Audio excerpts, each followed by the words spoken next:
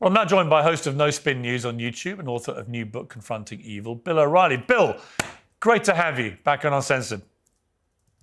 Yeah, I got to get a sweater like Beck. I got to get rid of this tie. So, and he's tanned. You notice that? He's tanned. I don't know what Beck is doing. I don't know if he's working as hard as he should work. Let's unfortunately talk about more serious matters. What the hell is going on, Bill? Well, what do you want to know? You want to know history? You want to know Western civilization? You want to know terrorism? I mean, well, no, let me start. Well, first of all, just a direct question. Do you think Donald Trump was right to attack Iran with the bunker buster bombs? Well, he did the right thing. History will unfold to see if it was the right strategy. I'm not hedging. The right thing is that if you have an enemy, and certainly Iran is America's enemy, and that enemy is saying we want to kill you, you don't get them in a position where they can kill you with a nuclear weapon. That's not real complicated. And throughout history, bellicose nations that have threatened other nations have always paid a price. So Iran's paying a price. Now, the problem is that Donald Trump is not widely accepted in the world. And whatever he does brings much more scrutiny than, say, a Barack Obama. But history shows that the American presidents have acted pretty much in accord to what Mr. Trump did. Yeah, and certainly this idea that Alexandria Ocasio-Cortez tried to put out, that somehow this was unconstitutional and he'd gone without congressional approval. As I quickly pointed out to her, almost every decision to order airstrikes by an American president this century, certainly, has been done without pre-approval from Congress. That's because you have a 60-day window, and that window is put in there because of the alacrity of some situations. You have to take care of them. You can't have a squabble publicly about whether you should get B-2s out of Missouri. I mean, then the enemy knows what you're doing. So look, I'm not in a business to attack people personally. I know there's a lot of people on the internet that do that, and they make a lot of money doing it. I don't do it. But Alexandria Ocasio-Cortez is simply not smart enough to hold a position of responsibility in America. She's not. Bill, as we're talking, there are reports that Iran has been attacking US bases in Qatar, in Doha, and others. It's still a little bit murky about what's exactly been going on. Iranian media says Iran's begun its mighty and victorious response to the US strike at the weekend. Quote, Iran will not leave any attack on its territorial integrity, sovereignty, and national security unanswered under any circumstances. Qatar is saying, as we're talking, which is Monday night, no casualties from attack on US airbase, but it reserves the right to respond directly and in accordance with international law. There certainly have been widespread reports of explosions over Doha. So something is clearly going on here in terms of retaliation. How concerned are you about the potential for this to escalate into a much wider war? I'm always concerned about that. Everybody should be. But what's a choice? So the mullahs have to save face. They're tottering now. If the army turns against them, they'll be overthrown. Persian people don't want them there, generally speaking. The economy's a mess. They're killers. Why would you want them to lead your nation? The only reason that they have power is because Iran's a police state. They'll pick you up and they'll put you in a camp, or they'll kill you if you dissent against the government. So they have a low-level capacity to fire some missiles at U.S. air bases. The Pentagon was certainly aware that probably would happen. And it's up to Donald Trump to respond. I hope he uses restraint. We could take them out, we being the United States, in what, 5 hours? All you got to do is knock out their ports and the people will starve to death. And Trump has not done that. Could have, didn't. And he's restrained Netanyahu in Israel. Trump, and I know that to be true. I have unique access to the Trump administration, as you may know. Trump has been a restraining voice on Netanyahu. So there are a lot of things in play. You got to figure that the mullahs are about as desperate as any human being could get at this point. They could go at any time, and they're trying to save face with some kind of reaction. That's not going to matter much. In terms of how wide this could get, Donald Trump posted on Monday a response to the former Russian president, Medvedev. He said, "Did I hear former President Medvedev from Russia casually throwing around the M-word nuclear and saying that he and other countries would support nuclear warheads to Iran? Did he really say that? Or was it just a figment of my imagination? If he did say that, and if confirmed, please let me know immediately. The M-word should not be treated so casually. I guess that's why Putin's the boss." And I read what Medvedev said. It was quite interesting on two levels. One, that he was suggesting that now the fact that Iran has been developing nuclear weapons should be out in the open and discussed. In other words, it was some kind of secret that we now didn't have to pretend was a secret, which I thought was quite a significant admission, actually, by the Russians.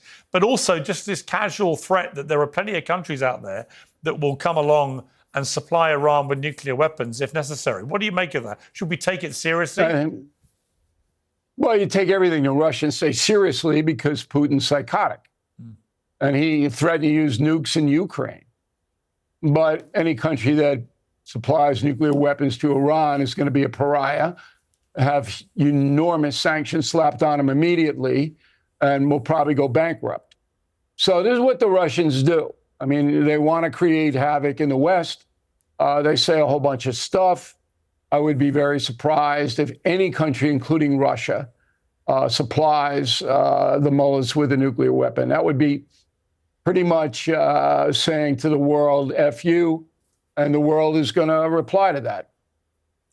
What do you make, Bill, you've been at the forefront of conservative media in America for decades. What do you make of the split in the conservative right in America now, where you've got a very MAGA-oriented, keep out of all these foreign engagements, all these foreign wars, we don't want any of this, America first, and then you have other possibly more pragmatic members of the conservative right who recognize that occasionally you do have to get involved, whether you want to or not. Where do you sit? Where do you sit, and what do you feel about the rising split as seen by the Tucker Carlson, Ted Cruz interview? I'm not a conservative. I'm a registered independent, and I take positions that I believe are beneficial to the country, and I don't really care where they come from. So that's my profile. That's why I've been successful for 50 years in this business. If a conservative does something ridiculous and foolish, I will absolutely say that. I don't root, I report. So right now, the vast majority of the American people support the bombing of Iran because Iran is an enemy. You briefly mentioned my upcoming book in September, Confronting Evil. Well, Ayatollah Khomeini and Putin are on the cover of that book, along with Adolf and Mao. And then there are 12 other heinous individuals inside. You're not in there, Morgan, so you missed the cut. Wow, phew. Thank you, Bill. But I don't really spend a lot of time on who's fighting who. Yes, it's amusing, but does it matter? No, it doesn't matter. Americans, most of them, are smart enough to make up their own minds. There's about 30% of Americans that are avid supporters of Donald Trump. Most Americans are traditional, and the Democratic Party has gone far left in this country, which is why they're getting hammered. It's not so much their policies, it's their attitude. Americans don't want trans this, and they just don't want it. It's never going to happen. But when you get into really who's a serious player, there are only a handful of people in the American culture that matter. The movie stars don't matter. Okay, the sports people don't matter. I mean, they matter in their industries, but they don't matter as far as swaying public opinion. That's over. That's gone. The social media destroyed all of that. So nobody gets up in the morning and says, gee, what O'Reilly says, that's what I'm going to believe. They don't do that. What Americans now are searching for is fact-based analysis. They'd like to get the truth. without all the garbage, without all the ideology, without all the hidden agendas. And when you look at, these nitwits calling the War Powers Act, the worst is Senator Charles Schumer. What a blanket hypocrite that guy is. And I used to like him because I'm a New Yorker. When Obama bombed Libya, and leading to Gaddafi's death, Schumer supported it and said nothing about it. Hillary Clinton was the cheerleader on that act. No War Powers Act. So that's Libya. This is Iran, Senator. What's the deal here? Can't explain it. And most Americans see through that. They see through the hypocrisy on both sides. And they're rejecting it, thank God.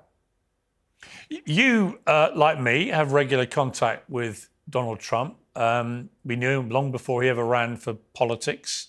We've known him through both his 10 years now. This one, obviously, quite early days so far. How do you feel he is second time round, Bill? How do you categorize President Trump Mark II? Much better. The first 2 years of his first term, he just didn't know, trusting the wrong people. He was listening to too many people. Donald Trump, I've known him 35 years. He has never misled me.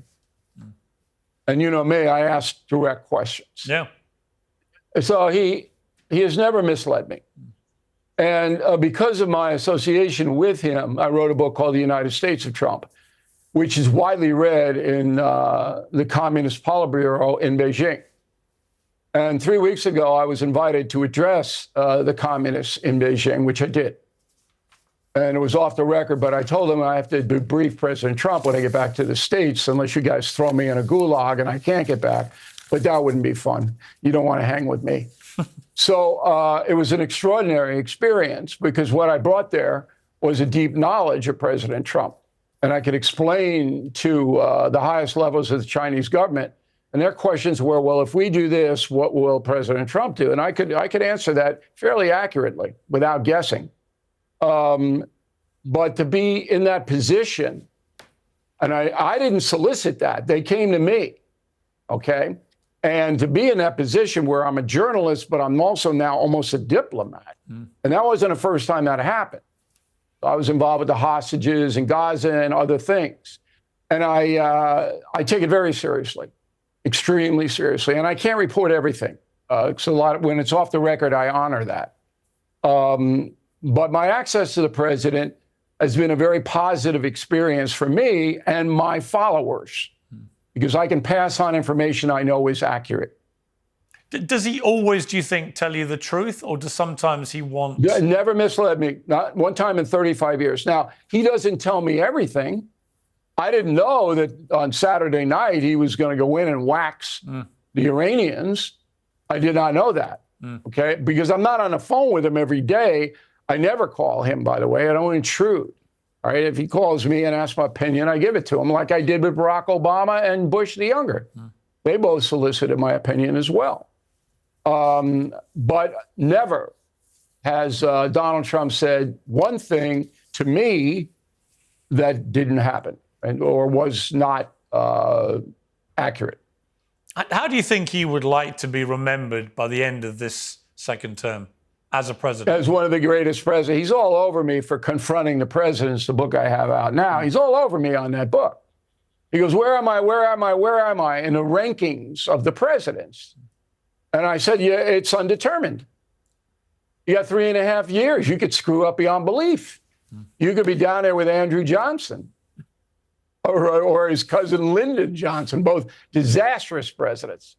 Or if the tariff thing works, you could rework the economy so that the American people wages rise and you can, impose peace upon the world, then you're going to be in the top 10.